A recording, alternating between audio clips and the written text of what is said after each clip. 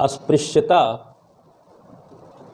का अंत, ठीक है।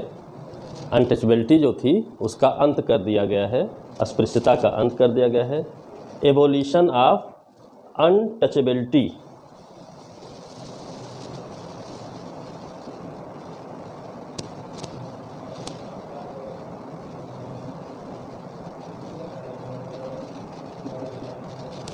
अस्पृश्यता का अंत अनुच्छेद 17 द्वारा अंत किया गया, ठीक है। बहुत सिंपल शब्दों में लिखा हुआ है। साथ ही साथ इसको लिखने का जो तरीका है वो बढ़िया तरीका है कि अस्पृश्यता का अंत किया जाता है और उसका किसी भी रूप में आचरण निषिद्ध किया जाता है। अस्पृश्यता से उपजी किसी नियोग्यता को लागू करना अपराध होगा जो विधि के अनुसार दंडनीय है। बहुत सरल भाषा में कि एबोलिश्ड and it's practice in any form is prohibited, ठीक है। मतलब आप ये अंत कर दिया गया है, इसकी वजह से किसी के भी अभ्यास में कोई भी बात हो जो छुआछूत को बढ़ावा देता हो वो प्रोहिबिटेड है, निषिद्ध कर दिया गया है और अब विधि के अनुसार दंडित किया जाएगा। यानी कि अस्पृश्यता से संबंधित विधि बनाई जाएगी और जो भी ऐसे व्यवहार में रहेगा, ठीक है, जो भी ऐसा व्यवहार करेगा उसे विधि के अनुसार दंडित किया जाएगा, ठीक है। बहुत स्पेशल विशेष तौर पे भारत की सबसे बड़ी समस्याओं में से एक था अस्पृश्यता, ठीक है। धीरे धीरे ये नासूर के रूप में हो चुका था, ठीक है। बहुत समय से अस्पृश्यता लागू थी लेकिन धीरे धीरे ये नासूर के रूप में हो चुका था और जब नासूर के रूप में हो चुका था तो जाहिर सी बात है अब नए भारत की जो रचना हो रही है उसमें अनटचेबिलिटी को अलाउ नहीं किया जाएगा। इसीलिए स्पष्ट लिखा गया, अंत किया जाता है, निषिद्ध किया जाता है, विधि के अनुसार दंडित भी किया जाएगा क्योंकि इसे अपराध घोषित कर दिया गया है। यानी अभी तक जितना कुछ आपने पढ़ा, ठीक है, वो आपने निगेटिव रूप में पढ़ा।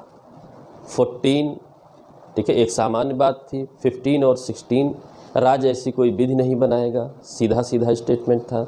और 17 को निगेटिव रूप में ना लिख करके पॉजिटिव रूप में, सकारात्मक रूप में लिखा गया है कि अस्पृश्यता का अंत किया जाता है, अब इसका व्यवहार विधि द्वारा निषिद्ध रहेगा, ठीक है, और अपराध घोषित करते हुए विधि के अनुसार इसको दंडित किया जाएगा, ठीक है।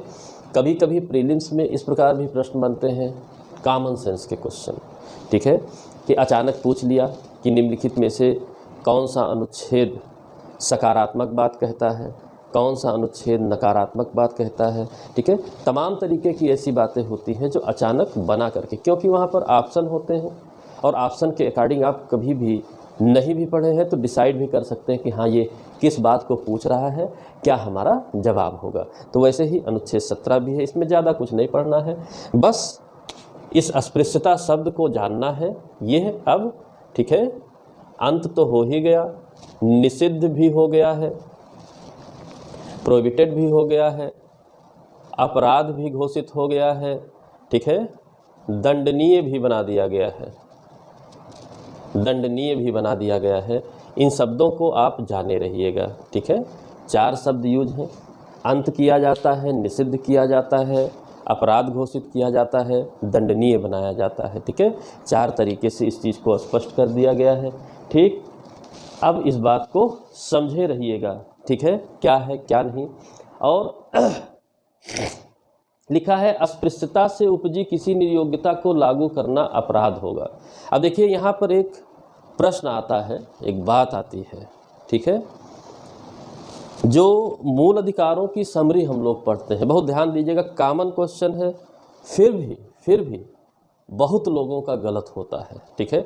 हो सकता है पूछने के तरीके को आप ना समझ सकें, हो सकता है कोई और बात हो, ठीक। एक कॉमन प्रश्न है कि फंडामेंटल राइट्स, जब इनको आप पढ़ते हैं तो आपने पढ़ा कि ये राज्य की शक्तियों पर निर्बंधन अधिरोपित करते हैं, यानी राज्य ऐसी कोई विधि नहीं बनाएगा, राज्य ऐसी कोई विधि नहीं बनाएगा।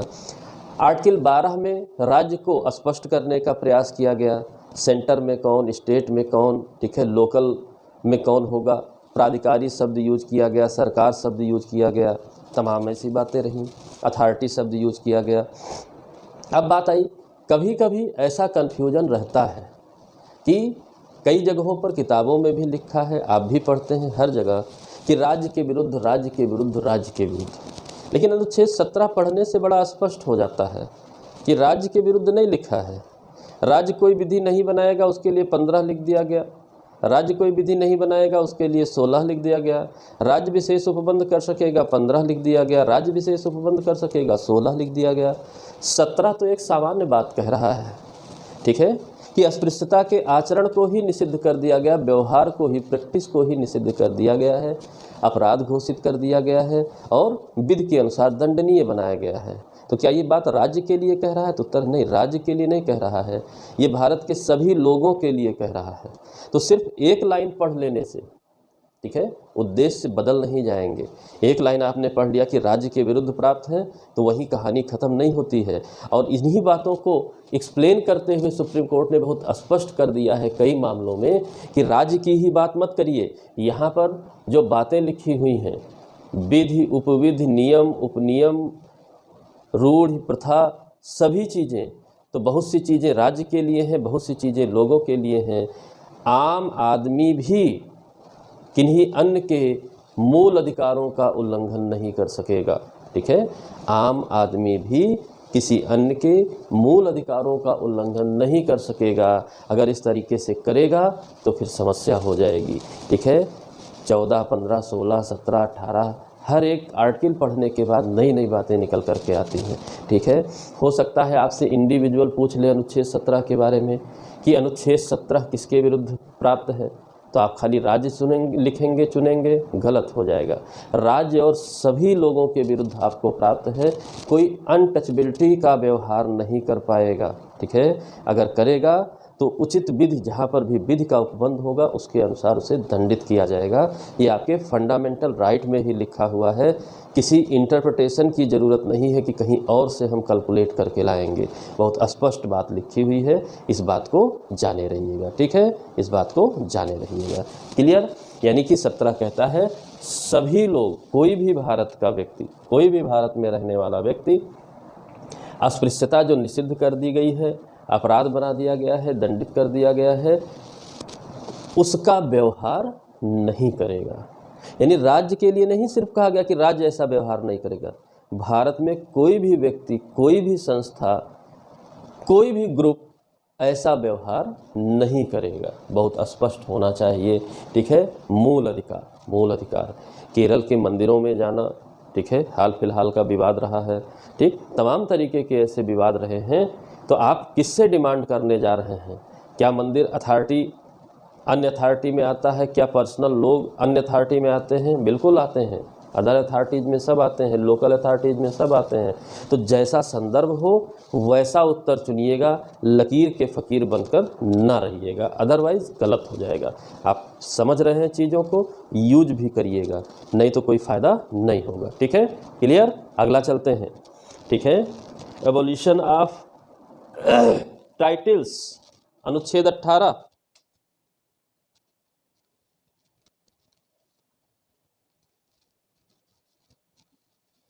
उपाधियों का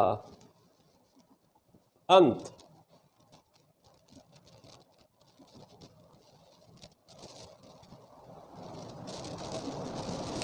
उपाधियों का भी अंत कर दिया गया, ठीक है। एवोल्यूशन ऑफ टाइटल्स, ये भी अंत कर दिया गया।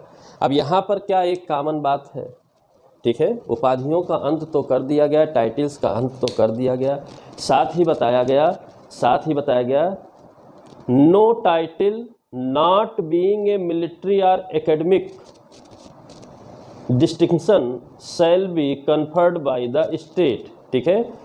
यानी कि सीधे तौर पर स्टेट को इंडिकेट किया गया, सेना या विद्या संबंधी सम्मान।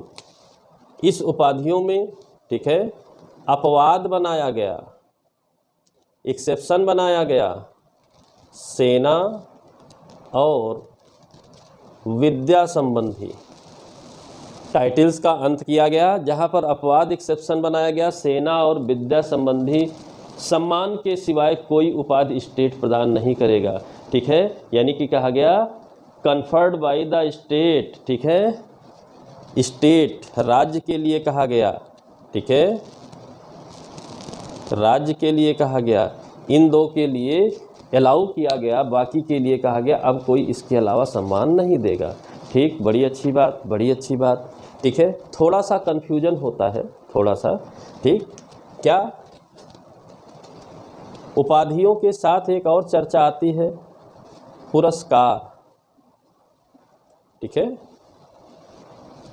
अवार्ड की बात आती है, पुरस्कार की बात आती है, दोनों में अंतर है, दोनों में अंतर है। टाइटल्स अलग चीज़ होती हैं, ठीक है, अवार्ड अलग चीज़ होते हैं। तो तमाम तरीके के जो सम्मान दिए जा रहे हैं वो अवार्ड के रूप में दिए जा रहे हैं स्टेट द्वारा, टाइटल्स के रूप में नहीं दिए जा रहे हैं। टाइटल की अपनी एलिजिबिलिटी होती है, अपनी एक क्राइटेरिया होती है, उसके अनुसार किसी व्यक्ति को घोषित किया जाता है कि वो ऐसी टाइटल का भी हकदार है, यानी कि अपने नाम के साथ उसका इस्तेमाल करेगा टाइटल। ठीक है, डॉक्टर, इंजीनियर विद्या संबंधी हैं, मेजर, कर्नल, जनरल, ठीक है, सेना संबंधी हैं। ठीक, और इसके अलावा कोई भी बातें हैं वो सामान्य तौर पर पुरस्कार अवार्ड के रूप में है, पुरस्कृत किया जाता है, सम्मानित किया जाता है, यानी उनके कार्य और व्यवहार को देखते हुए जिस पुरस्कार के योग्य लोग हैं उस पुरस्कार से सम्मानित किया जाता है, न कि उन्हें टाइटल प्रदान की जाती है।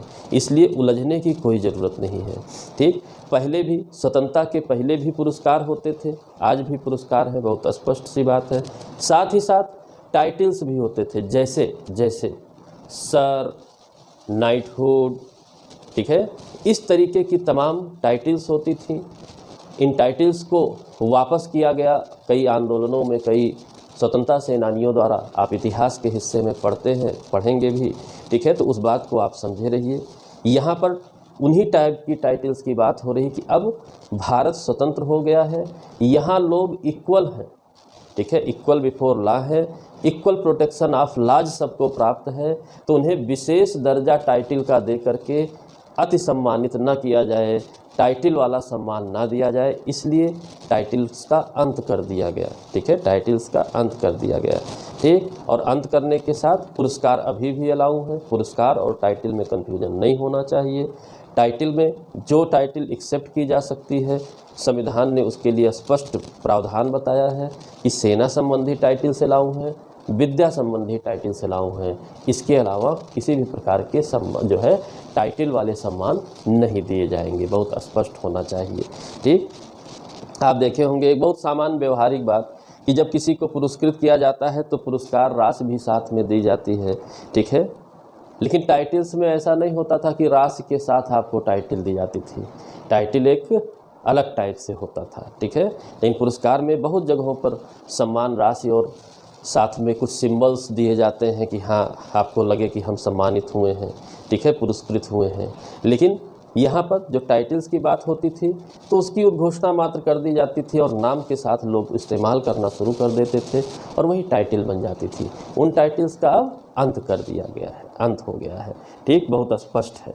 ठीक है, अब इन्हीं टाइटल्स में, ठीक है, दो क्राइटेरिया बनाई गई, नागरिक और विदेशी। विदेशियों के लिए भी स्पेशल व्यवस्था बनाया गया। तो नागरिकों के लिए कहा गया देश विदेश सामान्य नियम है, कहीं पर भी स्वीकार नहीं करेंगे, उपाधियों को स्वीकार नहीं करेंगे। ठीक है, उपाधियों को स्वीकार नहीं करेंगे। ठीक, और विदेशियों के लिए कहा गया यदि ये भारत सरकार की सेवा में हो, यानी कि अब संबद्ध हो गए हैं गवर्नमेंट से भारत के। ठीक है, और यहाँ पर लाभ भारत सरकार, राज्य सरकार कोई भी हो सकता है। ठीक है, सेवा के लिए स्पष्ट करके लिखा गया लाभ का पद धारण करते हो तो इनको सुविधाएं बहुत सी नागरिकों जैसी मिलने लगती है, कुछ विशेष सुविधाओं को छोड़ करके। तो अब बात आई कि इनका पोषण हो रहा है भारत के जो है स्टेट के जरिए, तो अब उनको ऐसे लाभ का पद धारण करने के बाद भारत के संविधान की शर्तों को भी मानना पड़ेगा। ठीक है, और शर्तों को मानने के लिए बहुत स्पष्ट कहा गया कि यह भी विदेशियों की वह कैटेगरी जो भारत सरकार या राज्य सरकार या स्टेट की सेवा में हो, लाभ का पद धारण करता हो, यह भी टाइटल्स को स्वीकार नहीं करेंगे। इन दोनों के लिए एक अन्य बात लिखी गई, राष्ट्रपति के सहमति से।